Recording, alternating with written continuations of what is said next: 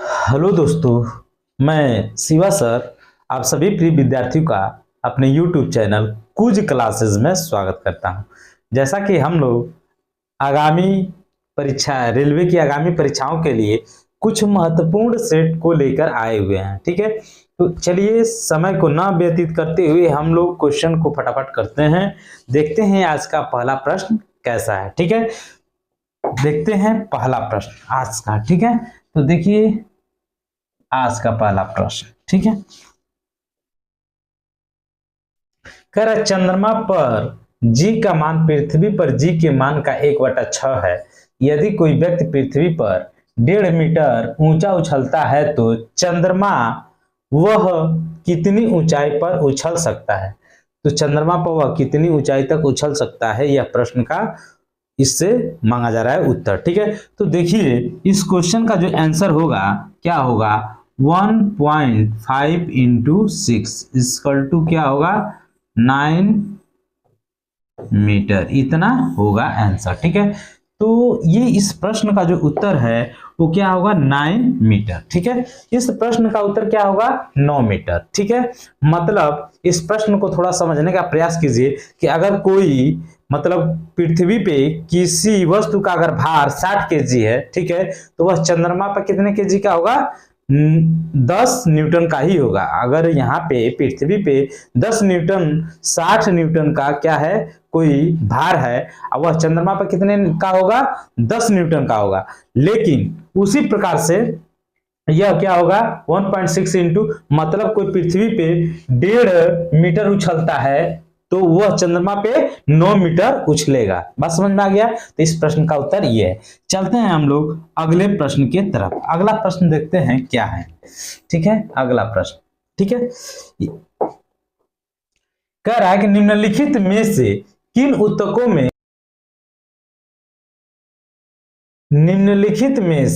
किन ऊतकों में कोशिकाएं जीवित होती हैं, ठीक है, लंबी और कोनों पर अनियमित रूप से स्थूल होती हैं। क्या है स्थूल होती हैं। तो देखिए ये ऑप्शन थोड़ा करेक्ट कर लीजिएगा। पैरेन, ठीक है, पैरेन काइमा, ठीक, स्क्लेरेन काइमा, एरेन काइमा और कोलेन काइमा। ये ऑप्शन आपका इस तरह से दे रखा है, ठीक है। तो इस प्रश्न का जो उत्तर होगा क्या होगा, ध्यान देंगे कि कोलेन काइमा। इस प्रश्न का उत्तर ऑप्शन डी कोलेन काइमा उत्तर होगा। कोलेन काइमा ऑप्शन डी करेक्ट है इस प्रश्न का उत्तर, ठीक है। थोड़ा सा हम लोग कोलेन काइमा आया है तो ये अस्थायी उत्तक का एक पार्ट है, ठीक है, एक भाग है कोलेन काइमा। अस्थायी उत्तक का क्या है, एक भाग है कोलेन काइमा। अब कोलेन काइमा के बारे में थोड़ा हम डिस्कस करेंगे। क्या होता है कि कोलेन काइमा की कुछ विशेषताएं होती हैं, ठीक है। तो सबसे पहली विशेषता क्या होती है इसको जानते हैं। एपिडर्मिस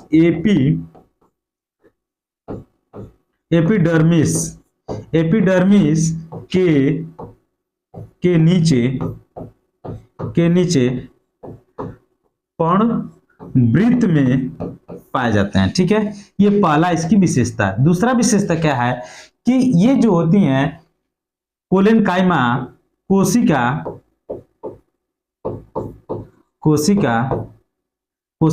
ठीक है, कोशिकाएं क्या होती हैं जीवित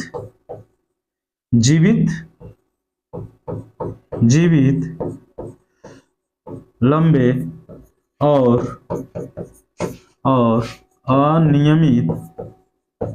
अनियमित रूप से होते हैं। कोशिकाएं जीवित लंबे और अनियमित रूप से क्या होते हैं, रूप से स्थूल होते हैं, ठीक है, स्थूल होते हैं, ठीक है। तीसरा इसका क्या है, तीसरा इसका विशेषता जो है वो क्या है, थोड़ा ध्यान देंगे यहाँ पे कि एपिडर्मिस के नीचे पर्णवृत्त में पाए जाते हैं कोशिकाएं जीवित लंबे और अनियमित रूप से होते हैं, ठीक है। उसके बाद से जो तीसरा है उसको हम लोग समझते हैं कोलेन काइमा, जो कि क्या है बहुत ही इंपॉर्टेंट है और बहुत महत्वपूर्ण है। जो तीसरा है, ठीक है, तीसरा जो है वो क्या है, ध्यान देंगे कि जो ये कोलेन काइमा जो उत्तक होता है, कोलेन काइमा उत्तक, इसका आकार जो होता है अंडाकार और बहुभुज होता है, ठीक है। जो इकोलेन कायमा उत्तक होता है, इसका आकार कैसा होता है, आकार, ठीक है, अंडाकार, वह बहुभुज होता है, बहुभुज होता है, ठीक है। ये बात समझ में आ गया।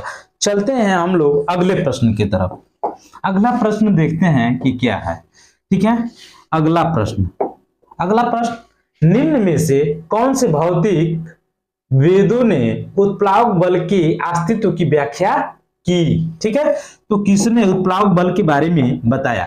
तो इस प्रश्न का उत्तर आर्किमिडीज होगा। उत्प्लावक बल के बारे में आर्किमिडीज ने बताया था, ठीक है। आर्किमिडीज ने बताया था क्या, कि जब कोई वस्तु पानी में पूरी अथवा आंशिक रूप से डुबोई जाती है तो उसके भार में क्या होता है, उसके भार में आभासी मतलब भार में क्या होता है, आभास होता है, ठीक है। भार का आभास, ठीक है, भार का आभास वस्तु द्वारा हटाए गए द्रव के भार के बराबर होता है। यह बात आर्किमिडीज के सिद्धांत के द्वारा प्रूव होती है, ठीक है। थोड़ा सा आर्किमिडीज का जो सिद्धांत था उसमें हम लोग इसके कुछ उपयोग पढ़ लेते हैं, जैसे द्रव का घनत्व, ठीक है, द्रव का घनत्व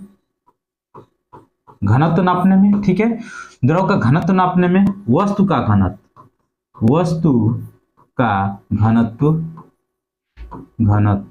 ठीक है। उसके बाद से क्या होता है, आपेक्षिक घनत्व, क्या, आपेक्षिक घनत्व के बारे में मतलब आर्किमिडीज के द्वारा इनके घनत्वों को नापा जाता है, ठीक है। अब देखिए इसकी परिभाषा को हम लोग जान गए कि जब कोई वस्तु पानी में पूर्णतः या आंशिक रूप से डुबाई जाती है तो उसके भार में क्या आता है, आभासी मतलब आभास होता है। भार का आभास वस्तु द्वारा हटाए गए द्रव के भार के बराबर होता है। यह आर्किमिडीज का सिद्धांत था, ठीक है। अब थोड़ा सा हम लोग चलते हैं इसी में आगे, ठीक है। अगला क्या है, ब्लेज, ये ठीक है, ब्लेज पास्कल के द्वारा द्रव का दाब संबंधित नियम दिया गया था, ठीक है। द्रव का दाब संबंधित नियम, द्रव में दाब संबंधित नियम ब्लेज पास्कल के द्वारा दिया गया था। अब देखिए यहाँ पे एक आइजक न्यूटन नाम भी आया, तो इसके बारे में जान लेंगे। सर आइजक न्यूटन के द्वारा गुरुत्वाकर्षण नियम दिया गया था, गुरुत्वाकर्षण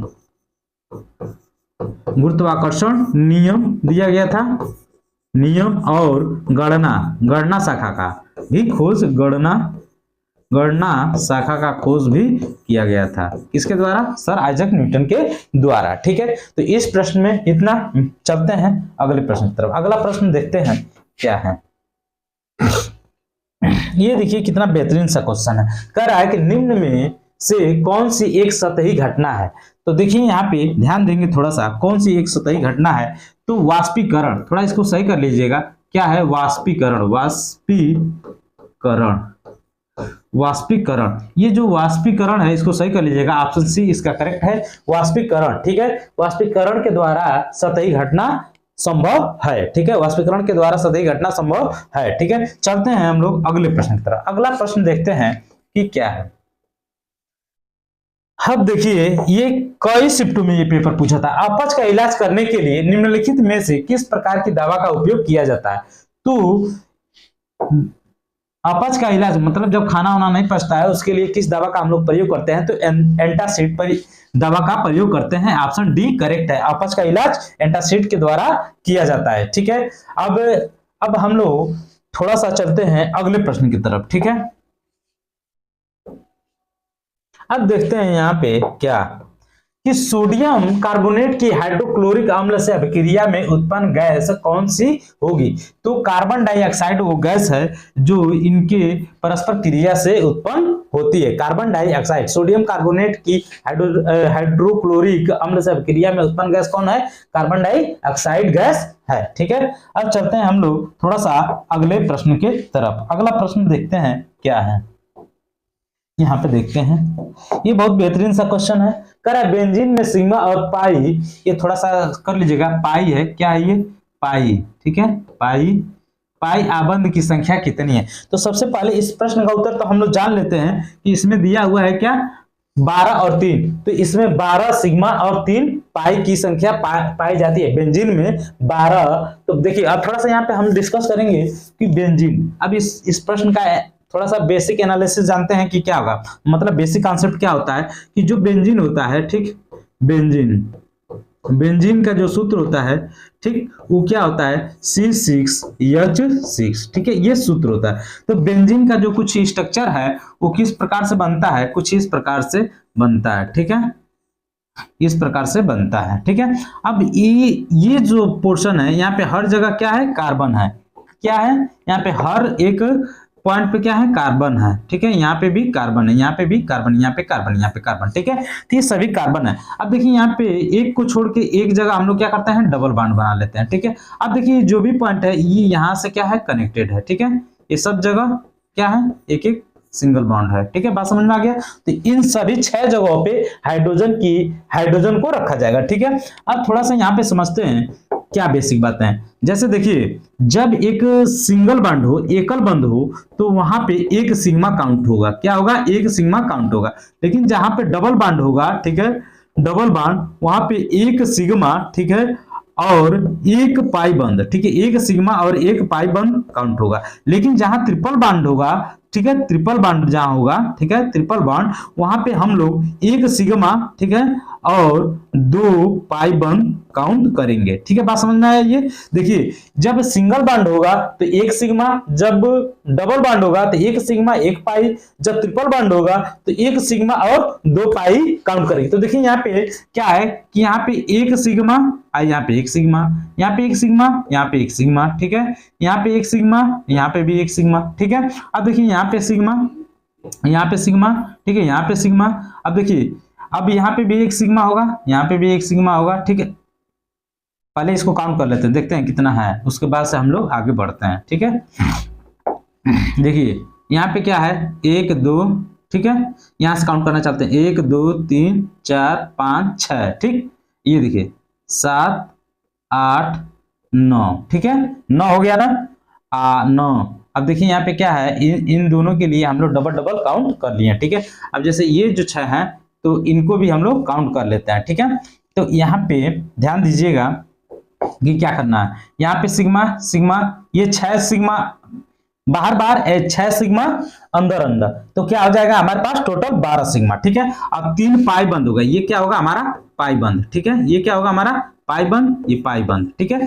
ये 6 कॉर्नर पे, ठीक है, 1 2 3 4 5 6, अब देखिए 7 8 9 10 11 12, ठीक है, तो ये 12 सिग्मा। तो यहाँ पे इस प्रश्न का उत्तर हमको प्राप्त हो गया, क्या प्राप्त हुआ, 12 सिग्मा और 3 पाई बंद प्राप्त हुए बेंजीन के सूत्र में। इसी तरह से क्या होगा, कोई और भी संतृप्त मतलब और कोई मतलब यौगिक दे देगा, उसमें पूछेगा कि कितने सिग्मा और कितने पाई बंद हैं, तो इसको आपको ध्यान देना है कि जब सिंगल बॉन्ड होगा तो एक सिग्मा, डबल बॉन्ड होगा तो एक सिग्मा एक पाई बंद होगा, और जब ट्रिपल बॉन्ड होगा तो एक सिग्मा और 2 पाई बंद प्राप्त होंगे हमको, ठीक है। चलते हैं अगले प्रश्न की तरफ। अगला प्रश्न देखते हैं क्या है, ठीक है, अगला प्रश्न देखते हैं क्या है। अगला प्रश्न देखिए, ये भी बहुत बेहतरीन सा प्रश्न है। कह रहा प्रकाश संश्लेषण के दौरान बने उत्पाद कौन से हैं। तो देखिए जब प्रकाश संश्लेषण में क्या होता है कि जब कार्बन डाइऑक्साइड और जल के अणु मिलकर क्या बनाते हैं, ग्लूकोज, कार्बन डाइऑक्साइड, जल और H2O और ऑक्सीजन निर्माण करते हैं। तो यहाँ पे हम लोग को प्राप्त हुआ है क्या कि ग्लूकोज, जल और ऑक्सीजन प्राप्त होता है, ठीक है, बात समझ में आ गया। ग्लूकोज और जल और ऑक्सीजन ये प्राप्त होता है प्रकाश संश्लेषण की क्रिया में। ये प्रेजेंस क्लोरोफिल और प्रकाश के द्वारा ये क्रिया संपन्न होती है, ठीक है। तो चलते हैं हम लोग अगले प्रश्न की तरफ। अगला प्रश्न देखते हैं क्या है, ठीक है, अगला प्रश्न, ठीक है। अब यहाँ पे ध्यान दीजिएगा कि कह रहा है कि हीरे के कार्बन परमाणु के बाहरी कोश में मुक्त इलेक्ट्रॉनों की संख्या क्या होती है, तो मुक्त इलेक्ट्रॉनों की संख्या क्या होती है, 0 होगी, ठीक है। कार्बन के 3 अपर रूप होते हैं, कार्बन के अपर रूप, थोड़ा कार्बन के अपर रूप को भी जान लीजिए। पहला क्या होगा, हीरा, ठीक है, हीरा, ठीक है, फिर ग्रेफाइट, ग्रेफाइट, और उसके बाद से तीसरा जो होता है वो क्या होता है, फ्लोरीन, फ्लोरीन। ये तीन हमारे पास क्या होते हैं, तीन हमारे पास कार्बन के अपरूप होते हैं। ठीक है, तो बात समझ में आया, तो ये होगा यहाँ पे शून्य। चलते हैं अगले प्रश्न की तरफ। अगला प्रश्न देखते हैं कि क्या है। अगला प्रश्न देखते हैं क्या है। यहाँ पे थोड़ा सा ध्यान देंगे कि कह रहा है, क्या कह रहा है कि यदि किसी सुधारात्मक लेंस की क्षमता +2 है, 2.0 डी है, ठीक है, क्या है यहाँ पे करेक्ट कर लीजिएगा, डायोप्टर है, ये डायोप्टर है, डी है, तो यह क्या है। तो देखिए सबसे पहली बात कि ये होगा यहाँ पे इस प्रश्न का उत्तर उत्तल लेंस। क्या होगा, उत्तल लेंस होगा, ऑप्शन ए सही है। अब थोड़ा सा देखिए यहाँ पे फोकस दूरी अगर बराबर प्लस दिया हो तो जो हमारा लेंस होगा वो क्या होगा, उत्तल, उत्तल लेंस होगा, उत्तल लेंस। ठीक है, लेंस P इक्वल टू अगर प्लस दिया हो, ठीक है, अगर F इक्वल टू हमारा माइनस में दिया हो और P हमारा क्या हो, P हमारा माइनस में, तो क्या होगा, अवतल लेंस, अवतल लेंस, अवतल लेंस, लेंस होगा। ठीक है, बात समझ में आया। तो जब देखिए ये पॉजिटिव दिया हो तो लेंस की क्षमता P जो है क्या दिया, पॉजिटिव, तो क्या हमारा होगा उत्तल लेंस। अगर यही लेंस की क्षमता अगर निगेटिव दी हो तो हो जाएगा अवतल लेंस। ये ध्यान दीजिएगा कि कभी भी दर्पण नहीं देना है। लेंस की क्षमता अगर दिया है पॉजिटिव में तो क्या होगा, उत्तल लेंस, और निगेटिव में दिया होगा तो अवतल लेंस होगा। ठीक है, इस प्रश्न का उत्तर, ठीक है, इस प्रश्न का उत्तर क्या होगा, ऑप्शन ए उत्तल लेंस। चलते हैं अगले प्रश्न की तरफ। अगला प्रश्न देखते हैं कि क्या कह रहा है। अब कह रहा है कि क्रॉस परागण के लिए निम्नलिखित में से कौन सा परागण के कारण नहीं होता है। तो देखिए इसमें क्या होता है कि क्रॉस परागण में, तो क्रॉस परागण में क्या होता है कि क्रॉस परागण जल के द्वारा भी हो जाएगा, जानवर के द्वारा भी हो जाएगा, वायु के द्वारा भी हो जाएगा, लेकिन किसके द्वारा नहीं होगा, पौधों के द्वारा नहीं होगा, क्योंकि पौधा एक जगह से दूसरे जगह नहीं जा सकता है। ठीक है, तो इसमें क्या होगा, इन सभी के द्वारा होगा क्रॉस परागण, लेकिन पौधे के द्वारा नहीं होगा। तो इस प्रश्न का ऑप्शन डी सही है, पौधे। ठीक है, चलते हैं अगले प्रश्न की तरफ। अगला प्रश्न देखते हैं क्या है।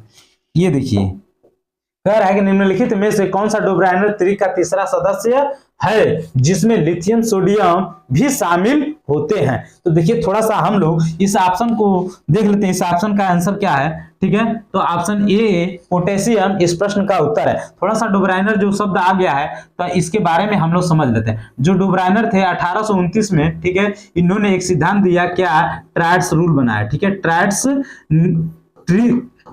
रूल दिया, ठीक है, जिसको त्रिक नियम कहा गया। क्या क्या गया, त्रिक नियम इन्होंने दिया। ठीक है, 1869 में इन्होंने क्या किया कि तत्वों के द्रव्यमान संख्या के आधार पर, द्रव्यमान संख्या के आधार पर ये त्रिक नियम दिया था। अब क्या था, इनके त्रिक नियम में तीनों तत्व समान, थोड़ा सा यहां सही कर लीजिएगा, समान होगा, क्या होगा, समान गुण प्रदर्शित करते हैं। ठीक है, समान गुण प्रदर्शित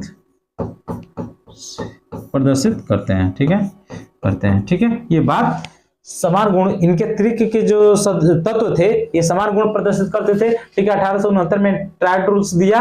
ठीक है, डोब्राइनर। ठीक है, उसके बाद से इन्होंने जो ट्रायड्स बनाए थे, इन्होंने 3 ट्रायड्स बनाए। पहला क्या था, लिथियम, ठीक है, सोडियम, ठीक है, उसके बाद से पोटेशियम, उसके बाद से कैल्शियम, ठीक है, इसके बाद से स्ट्रोंशियम, इसके बाद से बेरियम, ठीक है, उसके बाद से क्लोरीन, उसके बाद से ब्रोमीन, ठीक है, और उसके बाद से आयोडीन। ठीक है, थोड़ा इनके हम लोग ये इनका परमाणु क्रमांक ये होता है। ठीक है, इसका 11, इसका 23, ठीक है, इसका होता है 19, इसका होता है 39, इस तरह से होता है। इनका क्या होता है कि 20, इसका 38, इसका क्या होता है 56। ठीक है, ये होता है 17, ब्रोमीन का 35, इसका होता है 53। ठीक है, ये इस तरह से इसका 100 क्या होता है 27 के आसपास परमाणु द्रव्यमान होता है। ठीक है, तो अब इस प्रश्न का उत्तर आपको मिल गया होगा कि ये जो प्रश्न दिया था सोडियम और पोटेशियम तो दिया हुआ था, ठीक है। तो अगला जो तत्व होगा वो क्या होगा, पोटेशियम होगा, ठीक, जिसका परमाणु क्रमांक 19 और द्रव्यमान संख्या 39 है, ठीक है। तो इस प्रश्न का उत्तर मिल गया